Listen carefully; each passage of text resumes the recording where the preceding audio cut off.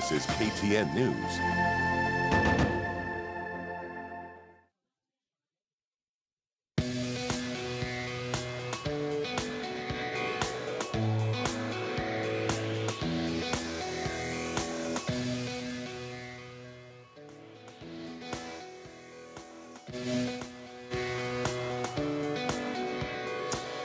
Good morning from the KTN News Center. Many thanks for joining us on the program on this Sunday morning, the 27th day of November 2016. This is Sunday edition, Kenya's premier and only Sunday morning political show where we try to dissect the big political stories of the week and try to look ahead in the coming week, just what to expect, what is going to be making headlines in terms of politics and governance. On the program this morning, we have a lot lined up for you. We'll talk about the current ongoing process of recruiting the 8 commissioners of the Independent Electoral and Boundaries Commission, as well as the chairman. That process has stalled as we speak. 5 names had been shortlisted for position of chairman of the IEBC. 3 of them, according to the panel, are not qualified. It is not against the law to go with the remaining 2, but the panel has decided to stall or to postpone that process and re-advertise for that position. Today, we are expecting to see that position re-advertised. Those interviews were to begin tomorrow. That's not going to happen. That is what we'll be talking about. The opposition in the country is already pointing accusing fingers at the ruling Jubilee coalition, telling them, saying that they are planning to postpone the election. Just what gives? We'll talk about that, as well as the political ongoings on in the country, whether it is the Jubilee side or the Court side. Many thanks for staying with us. Remember, you can join our conversation by calling our studio lines. We'll be scrolling at the bottom end of your screen. I'm Ben Kitili at the KTN News Center. For now, let's take a look at the latest in the news. And we start from Laikipia, where the internal Cabinet Secretary Joseph Nkaiseri was speaking about several issues, land issues, and also urging local communities to maintain peace. Usianze kusongea hapa kuja kufikiria serikali itanunua mashamba ya hao wazungu alafu itapeana. Hakuna kitu kama hiyo. So if uko na hii idea, kama wewe ni kiongozi uko na hiyo fikira, nikitoka hapa anza kufikiria kurudi kwenu. There is no farm will be sold. Hakuna siku itanunua shamba. Hakuna wakati. There will be no time. The government will buy land from ADC, from any rangers ati mupewe. Ndio mmeanza kusongea hapa. Nothing. Well, let's cross borders. No group has come forward to claim responsibility for the car bomb that killed at least 11 people and injured 16 others in Somalia's capital, Mogadishu. Suspicion, however, fell on the Islamist militant group Al-Shabaab. The blast hit a market in the Waberi area while President Hassan Sheikh Mohamud was visiting a nearby university. More than 22,000 peacekeepers are currently deployed in Somalia in the multinational African Union force. Al-Shabaab wants Somalia to follow a strict version of Sharia law and is opposed to the presence of the peacekeepers, despite being ousted from most of its key strongholds in south and central Somalia. The Islamist group continues to launch deadly guerrilla attacks against the Somali government and foreign troops.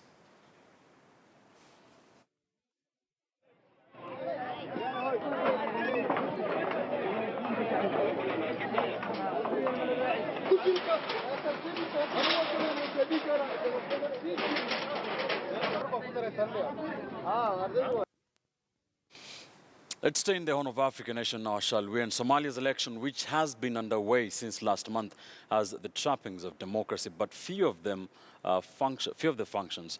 Just 14,025 citizens are voting for 275 members of parliament who will join 54 appointed senators to select a new president. But despite its shortcomings, even this limited election is progress. Take a look.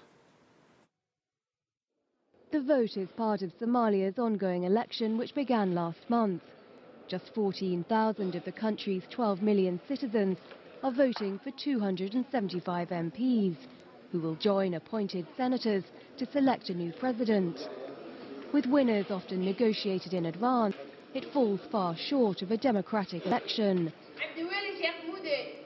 Yet, given a history of violence, civil war and deadly resource rivalry, in Somalia it is progress. My voice mattered in this election, and I voted for the right candidate, and he won. So we're excited. We're going to be the change in the community. This election is fair and well organised.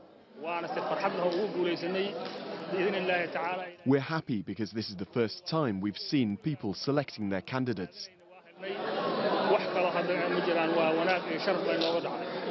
Since 2000, a series of transitional governments were formed abroad, until in 2012, the current parliament was appointed in the capital Mogadishu.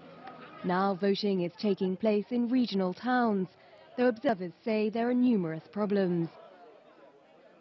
Examples of intimidation, examples of candidates being prevented from, putting their names forward or being prevented physically from going to locations. There's a lot of money changing hands. In the southern port city of Kismayo, elders from the rare Hassan clan accuse local officials of rigging the vote, an allegation that is fiercely denied. When all MPs are selected, there will be a presidential vote. But with missed deadlines prolonging an already drawn-out process, it is unclear when. Also in the region, after a UN probe into alleged rights violations was announced this week, thousands of Burundians took to the streets to protest against what they call foreign interference. There were reports that similar protests took place in more than 100 other areas across the country.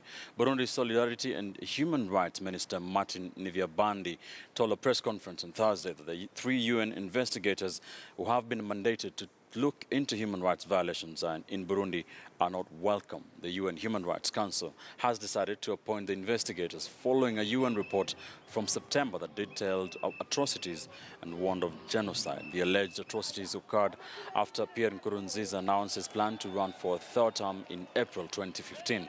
Commissioners from Algeria, Benin and Britain were appointed to lead the investigation. The UN estimates that more than 500 people have died in Burundi since the announcement.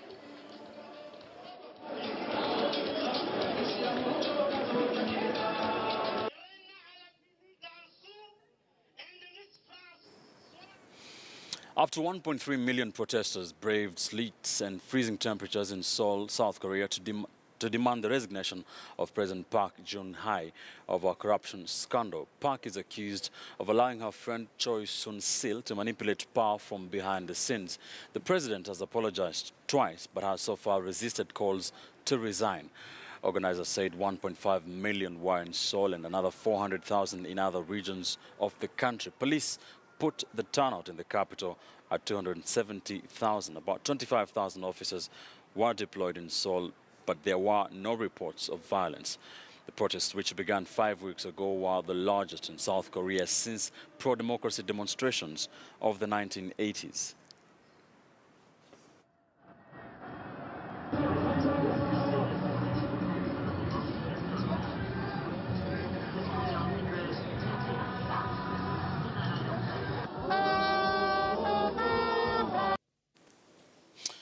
As Turkey's lira lurches to record lows against the dollar, businesses are feeling the pinch and pessimism are set in amid ongoing political instability both at home and abroad. Take a look. Turkey's currency has plummeted to a new historic low. In the past month, it's lost 10% of its value. In an economy highly dependent on imports, Turkish businesses are being hit hard. The more the dollar goes up, the less business we do here. Some days we have no customers, sometimes just a few. We can't make ends meet. Our main problem is raw materials. In Turkey we use a lot of raw materials coming in from abroad, and because we import in dollars, our costs have skyrocketed. There's little hope of a turnaround anytime soon, amid flagging growth and political instability following July's failed coup. And this week's vote by the EU Parliament to freeze talks on Turkey's membership sent the lira spiralling again. If the European Parliament sends a signal like that, a message as negative as the freezing of talks, then foreign investors will believe the risks are real and will back away. Turkish leaders appear divided on how to resolve the economic crisis. Experts say this could have consequences for the ruling party, the AKP. Until last summer, they were seen as a safe pair of hands, presiding over record growth. But a flailing economy is unlikely to go down well at the polls.